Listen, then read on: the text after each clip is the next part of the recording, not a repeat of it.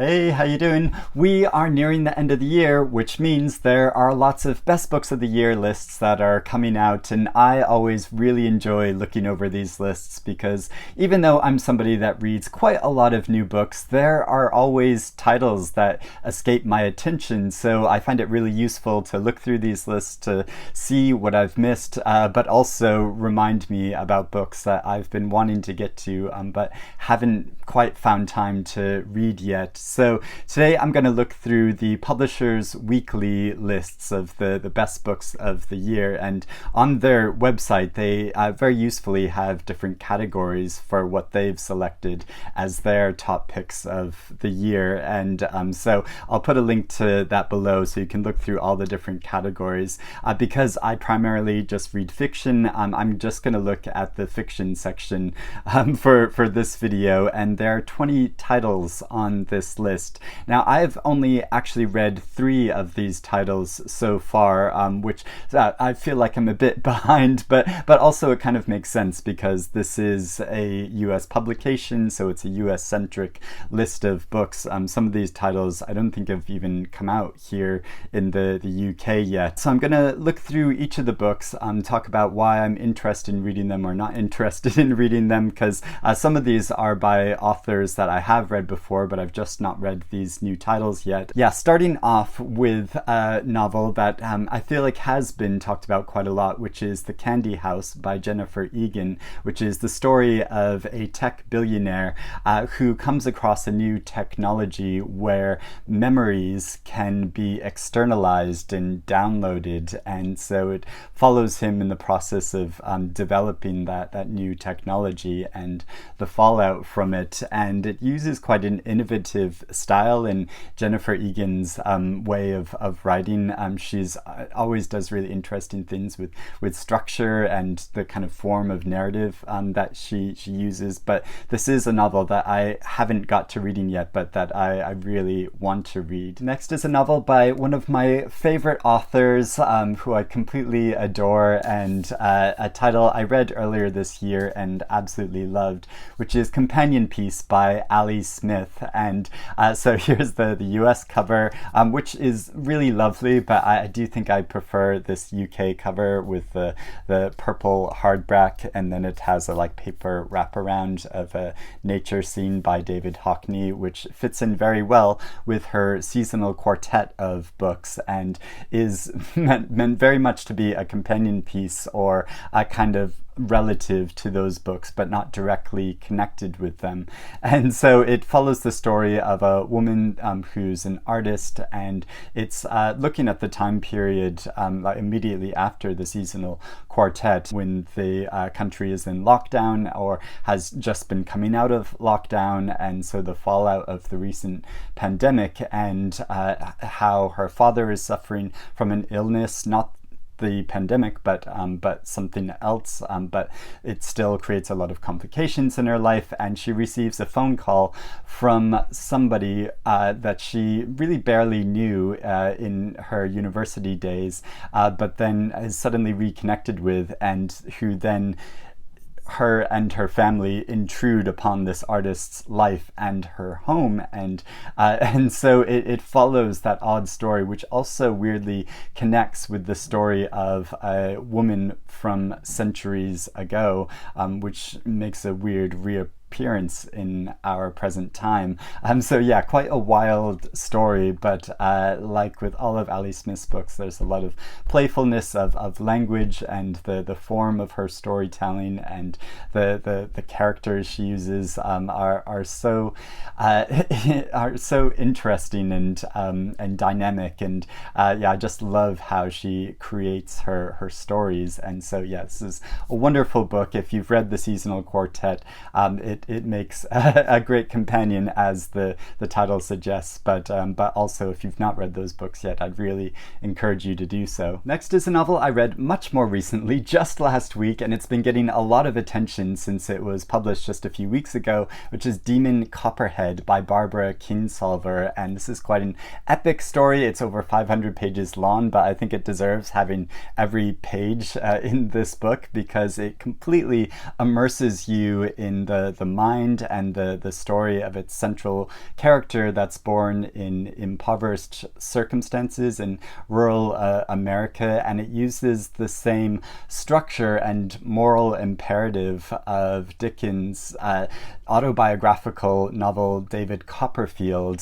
So the title is a play upon that, but she also uses this style of him narrating the story of his life from his birth up until his adulthood, and following all of the trials and tribulations he encounters, the people that abuse him and take advantage of him, but also the individuals he encounters who assist him and help him and want to see him grow up and fulfill his potential in life. And it is such a moving story, such an incredible depiction of modern day America from a unique perspective, and how just so convincing how she situates you in the body and the mind of this character, who I just completely fell for. Also have to say, I think I do prefer this UK cover, which is just so beautiful, and also I like how on the inside pages there's this kind of spots of like a galaxy, and it's just so lovely. Devil House by John Darnielle, and this sounds like such an inventively structured novel which tells the story of a true crime tale in all its lurid detail, but also examines the conventions of the genre of true crime, which has been so popular in recent years in both books and in podcasts. And looking at our fascination with this and examining that. And this is an author I've not read before, but I've always meant to read his books because I've heard they're very unique. Dinosaurs by Lydia Millet. This is a novel about a man who's recovering from a failed love affair. He moves from New York to Arizona, and there he tries to get involved with charitable work, both with the larger community, but also with his neighbors and their boy who's being bullied. So it's looking at these issues to do with where the self ends and where community begins, but it's also asking harder questions about the real meaning of our good intentions. So it sounds like a really fascinating book, and I'd not heard of this before. Dr. No by Percival Everett. This is his spoof or his satire of a James Bond style story about a black billionaire who hatches a plot to hit Fort Knox, partly to avenge his parents who were killed by a white police officer. And Percival Everett's style of writing I think is so entrancing, and just his sense of biting satire. Now I read his novel The Trees earlier this year. It's the first book I've read by him. I really want to read more by him. I'm not sure if Dr. No is the next book I'll get to, because I'm just not all that interested in James Bond style storytelling, though I would like to see it sent up for that reason, because I have a friend that's a big fan of James Bond and has made me sit through a number of movies, and I can't really tell them apart all that much, but so I think it'll be fun to see all of the mechanics of that kind of plot, that masculine driven plot, sort of taken apart and made fun of. But at the same time, I think there are probably other books by this author I'll get to first. Either Or by Elif Batuman. This is the author's sequel to her very popular novel The Idiot, which follows her heroine's time studying at Harvard in the mid-90s, and this novel takes place during her second year at that university, when she's still quite wayward and disillusioned. And I did have read The Idiot, but I've not read this new book yet, and she makes lots of funny observations, but also has these kind of philosophical asides, which make the book quite thoughtful. I didn't find that first book as effective as a lot of other readers did, and I don't know if this is showing my age, but I felt like that was partly to do with my university years being so far behind me. I feel like if I'd read this while I was studying in college, I might have connected with it a lot more strongly, but as it was, I didn't quite so much. So I'm interested in reading this. I'm sure it'll be good, but it's not my top priority list. Human Blues by Elisa Albert. This is a novel about a woman who is a folk punk singer-songwriter that's quite obsessed with Amy Winehouse and also desperately wants to have a child, but is trying to resist the use of assisted reproductive technology. It's meant to be quite a funny story, but is also a send-up about fame and art and commerce and feminism. And the structure of the novel is told through 9 parts or 9 menstrual cycles that she goes through. Lessons by Ian McEwan. This is the English author's great big new novel following the story of a man's life, starting from his boyhood in the 1950s, where he encounters some childhood trauma, but also meets someone that he feels very passionately for, and that kind of reverberates through time and through the decades as he encounters a number of great big cataclysmic historical incidents, and so how he's sort of examining these great big changes in society, but also his personal development over time. I'm quite interested in reading this because I have read a lot of Ian McEwan before, but haven't always got along with his books, especially his more recent fiction, but I have heard that this is very good. Living Pictures by Polina Barskova. This is a novel which mixes historical accounts with fictional storytelling as it recounts and embellishes upon the tales of individuals and families that survived the siege of Leningrad during World War II, and it's also a reflection on her personal development, the author's personal development, and her connection or disconnection with her family life. So sounds like a really fascinating style of storytelling and a way of creating a narrative and re-examining history and our personal connection with history. And I can't help being reminded of this great book called In Memory of Memory by Mircea Stepanova, which is one of the most difficult books that I read last year. It's quite a long, complicated narrative with that's very dense, but absolutely fascinating, and one of the best reading experiences I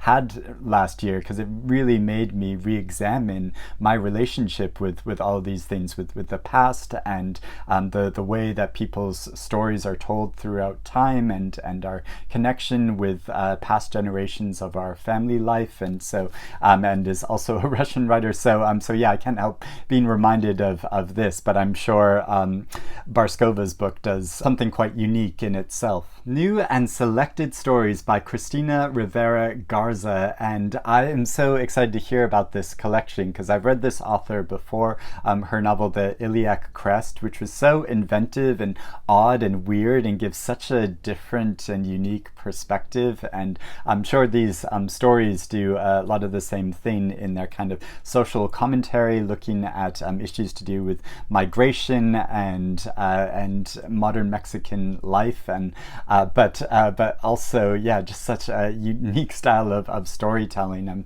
so curious to see what she's written next. Night of the Living Res by Morgan Talty. This is another collection of short stories. Some of them are looking at a family living on a Penobscot reservation in the 1990s, and another story about a young man wrestling with opioid addiction, which is actually part of one of the big themes of Barbara Kingsolver's novel Demon Copperhead, in dealing with the opioid crisis in America in the past decades. Scattered All Over the Earth by Yoko Tawada. This is a post-apocalyptic story where Japan has been completely obliterated and a refugee is living in Denmark and trying to preserve something of their language before it dies out, and joins with a band of linguists. Sounds like a really unique story, and this is an author I've been meaning to read for quite a while.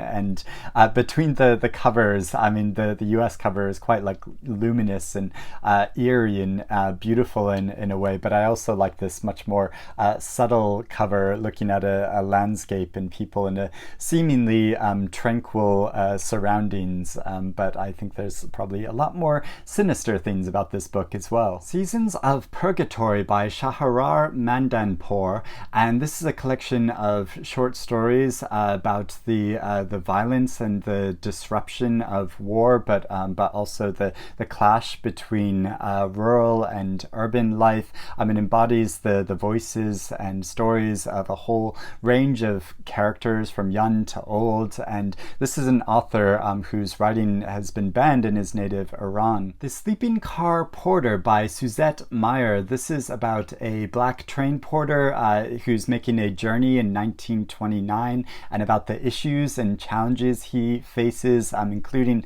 just trying to stay awake and trying to stay conscious. And through the haziness of that, we get this kind of surreal story about his life. It sounds absolutely fascinating. Solenoid by Mircea Cartarescu. This is a great big epic new novel that takes the form of a failed writer's diary in 1970s and 1980s Bucharest, and how he tries to penetrate into the fourth dimension to transcend death.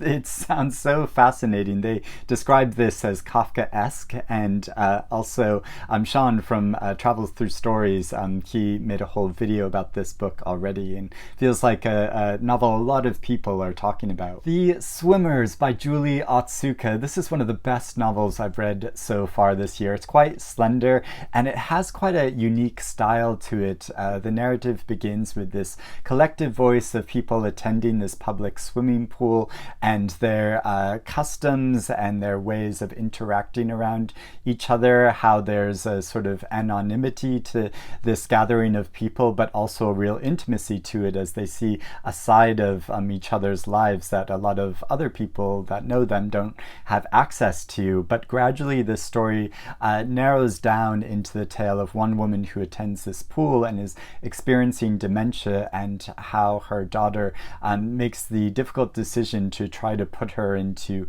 assisted living and care. And so following that story, it's really heart-wrenching and beautiful and just absolutely exquisite. The Town of Babylon by Alejandro Varela. This is a debut fiction title about a gay Latinx man who returns to his Texas hometown for his 20th high school reunion. So he's kind of reckoning with this history and how it's continued to affect him in ways that he didn't really realize. It's meant to be quite emotional and powerful, and this is another book I'd not heard of before this list. True Biz by Sarah Novick. This is a novel about a school for the deaf and the students that attend there. I'm also a teacher that's struggling with her own issues, but also a student in particular whose parents refuse to sign. So it's about deaf culture, but also just about teenagers that are wrestling with a lot of their own issues. And I'm so excited to see that this author has a new book. I read her previous novel, Girl at War, which I thought was so powerful and moving. So I'd not heard of this before, but I'm so excited to get to it. And finally, there is The Village Idiot by Steve Stern. This is a novel which begins in Paris in 1917 and follows events throughout the First World War, but it focuses on the story of a misfit artist and his interactions with the artistic community and with larger events to do with the war going on around him, but also his very unique life. And this novel is described as being absinthe soaked. I think it sounds so intriguing. So those are all the titles on the best book lists for Publishers Weekly for the fiction category. But like I said, there are lots of other categories that are really fun to explore and look through. But below. There are a lot of these titles that I'm quite interested and want to get to, if not before the end of the year, at some time in the future. But I'd love to know how many of these books have you read? Would you recommend any of them? Would you recommend I get to reading any of them, or are you intrigued to read any of them now? Please let me know about that in the comments below, or just some of the best books that you have read this year and that you would really recommend to me. I'd love to hear about that. But thank you for watching. I hope you're reading good things, and I'll speak to you again soon. Bye bye.